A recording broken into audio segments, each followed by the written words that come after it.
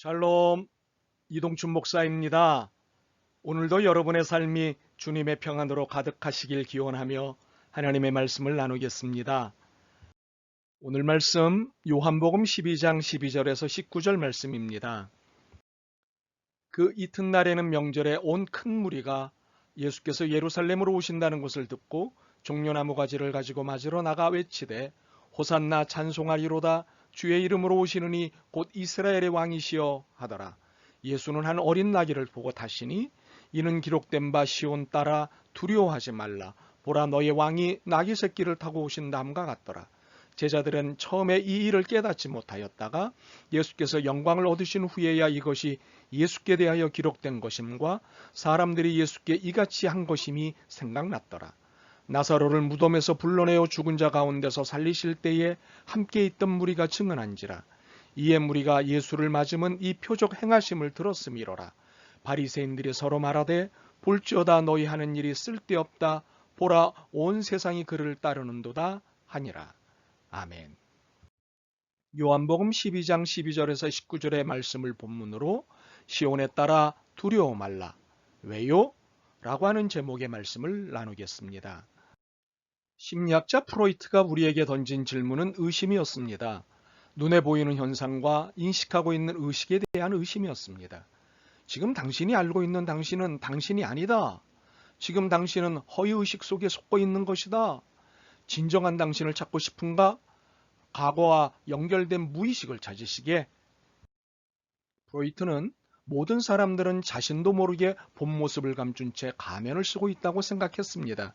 그래서 그 가면에 바늘구멍을 내는 일을 통해 가면 뒤에 감추어진 민낯을 보게 하려고 하였습니다. 이를 위해 그는 끊임없이 의심의 작업을 하게 했던 것입니다.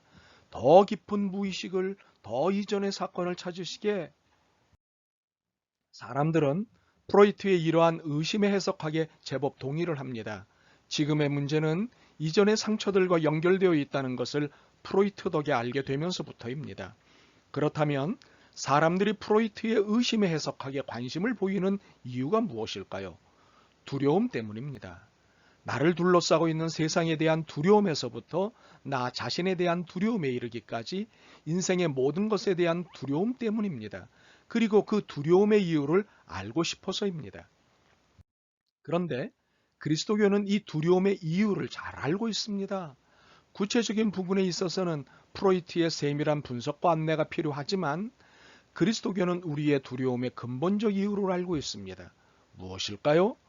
본문이 안내해 줄 것입니다. 예수님께서 예루살렘에 오신다는 소식이 유대인 최대 명절인 유월절을 맞아 예루살렘을 찾은 사람들에게 들렸습니다. 아마 정보망이 발달하지 않은 시대였으니 입소문을 통해 전해졌을 것입니다. 아마 예루살렘 인근 지역에 도착하셨을 때부터 소문이 나지 않았을까 싶습니다. 그런데 혹시 성령님께서 직접 감동을 주지 않으셨을까요? 이런 추측을 하는 것은 13절 때문입니다. 호산나 호산나 찬송하리로다 주의 이름으로 오시는 이 곧 이스라엘의 왕이시여. 사실 왕이라는 칭호가 평범한 신분으로 살아온 예수님께 붙일 칭호가 아니지 않겠습니까? 그런데 이런 칭호를 붙였다면 이는 어떤 감동의 역사가 있었던 것으로 볼 수 있기 때문입니다. 그런데 어떤 이들은 이 행위를 두고 일종의 농조롱이었다고 해석합니다. 그러나 평소 예수님의 언행을 눈여겨본 사람이거나 예수님의 은혜를 직접 입은 사람이라면 호산나 호산나 찬송하리로다 주의 이름으로 오시는 이 곧 이스라엘의 왕이시여 이것을 충분히 외칠 만합니다. 요한은 이 지점을 놓치지 않았습니다. 17절 18절을 보시죠. 나사로를 무덤에서 불러내어 죽은 자 가운데서 살리실 때에 함께 있던 무리가 증언한지라. 이에 무리가 예수를 맞으면 이 표적 행하심을 들었음이라. 이해가 되시죠? 예수님께서 예루살렘에 오신다는 소문을 들은 사람들 중에 평소 예수님을 따르는 마음을 가지고 있던 사람들이 종려나무 가지를 준비해서는 환영식을 한 것입니다. 그러니 이 환영식이 얼마나 열렬한 환영식이었겠습니까? 우리는 이 점도 19절을 통해 알 수 있습니다. 바리새인들이 서로 말하되 볼지어다 너희 하는 일이 쓸데없다. 보라 온 세상이 그를 따르는도다 하니라. 이미 세상은 예수님의 편이 되어 예수님을 따르고 있었습니다.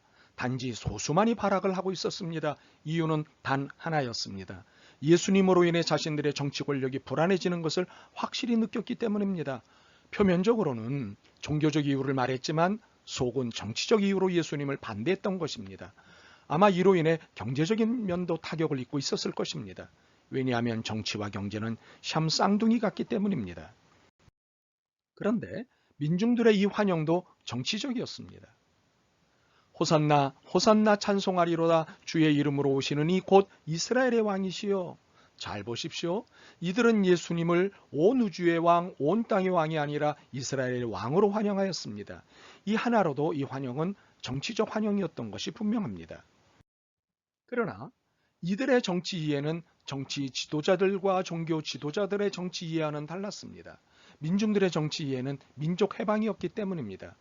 정치 지도자들, 종교 지도자들이 로마의 매국적 태도를 취함으로 개인적 욕망을 채우는 수단으로서 정치 권력을 이해했다면 민중들은 식민지로부터의 해방을 위한 정치를 모색했습니다. 우리가 겪은 일제강점기 때도 이랬죠. 본문의 구조를 유심히 들여다보면 요한복음 다른 복음서들 마태, 마가, 누가 복음서들과는 달리 이 사건을 그리 길게 서술하지 않습니다. 대신 이 사건의 의미와 이 사건과 연결된 이야기에 주목하고 있습니다. 이를 위해 구약의 스가랴서에 기록된 예언을 인용하고 있습니다.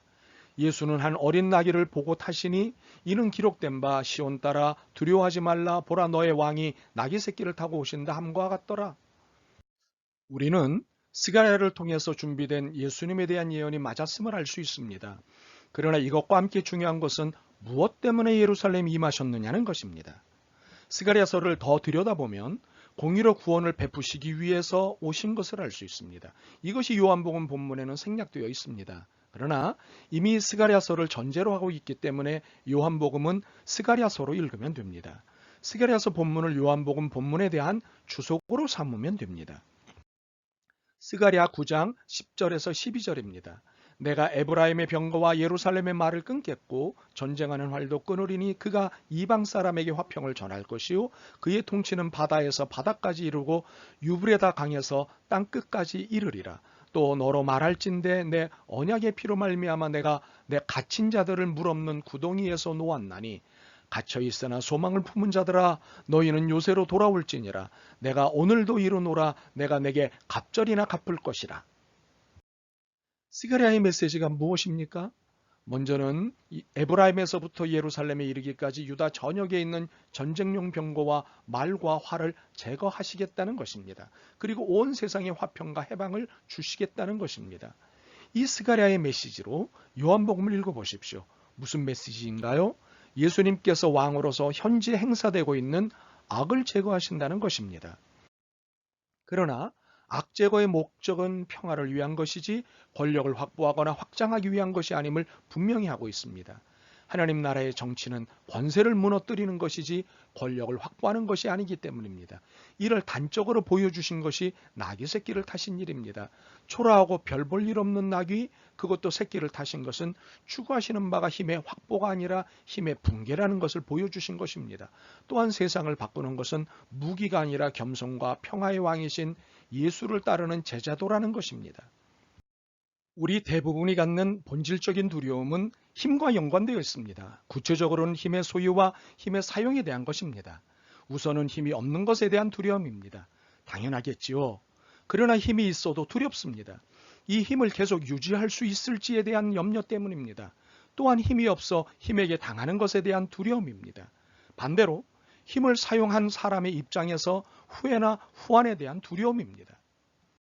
그러므로 힘이 있으나 없으나 힘에 당하나 힘을 사용하나 모든 두려움에 거하는 것은 동일합니다. 결국 힘을 넘어서는 삶이 되지 않으면 우리의 두려움은 사라질 수 없습니다. 그렇다면 힘을 넘어서는 방법은 무엇일까요? 예수 그리스도입니다. 예수 그리스도의 연약함이 힘을 넘는 방법이고 두려움을 극복하는 방법입니다. 그런데 이 연약함은 단지 나귀 새끼를 타는 겸손함이 아니라 죽음입니다. 자기 죽음입니다. 요한복음은 이를 설명하기 위해 우리가 읽은 본문에 뒤이어 12장 24절과 25절을 붙여놓았습니다. 내가 진실로 진실로 너희에게 이르노니 한 알의 밀이 땅에 떨어져 죽지 아니하면 한 알 그대로 있고 죽으면 많은 열매를 맺느니라. 자기의 생명을 사랑하는 자는 잃어버릴 것이요 이 세상에서 자기의 생명을 미워하는 자는 영생하도록 보존하리라. 그렇습니다. 두려움은 힘의 소유나 사용으로 해결될 수 있는 것이 아닙니다. 두려움에서 벗어나는 일은 자기 죽음으로만 가능합니다. 자기 죽음은 힘보다 강하기 때문입니다. 모든 힘을 포기하고 버리는 것이 죽음입니다. 우리는 이를 예수 그리스도와 함께 죽는 것이라고 합니다. 그런데 그리스도와 함께 죽는 순간 놀라운 역설이 일어납니다. 로마서 6장 8절입니다. 만일 우리가 그리스도와 함께 죽었으면 또한 그와 함께 살 줄을 믿노니. 그러므로 이제부터 우리는 시온에 따라 두려워하지 말라는 말씀에 왜요가 아닌 네로 대답해도 됩니다. 우리에게는 우리를 두렵게 하는 모든 힘을 죽으심으로 정복하신 그리스도 예수가 계시기 때문입니다. 자, 네라고 대답하시겠습니까? 주님, 두려움의 이유를 가지고 있지 못한 것에서 주로 찾았습니다. 두려움의 이유가 힘이 없어서 그런 줄 알았습니다.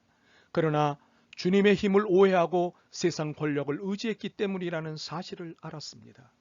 이제부터 주님만 의지하고 물리적 힘이 아닌 십자가의 능력을 의지하며 살게 도와주옵소서. 예수 그리스도의 이름으로 기도드립니다. 아멘. 오늘도 여러분의 믿음과 삶을 응원합니다. 사랑합니다.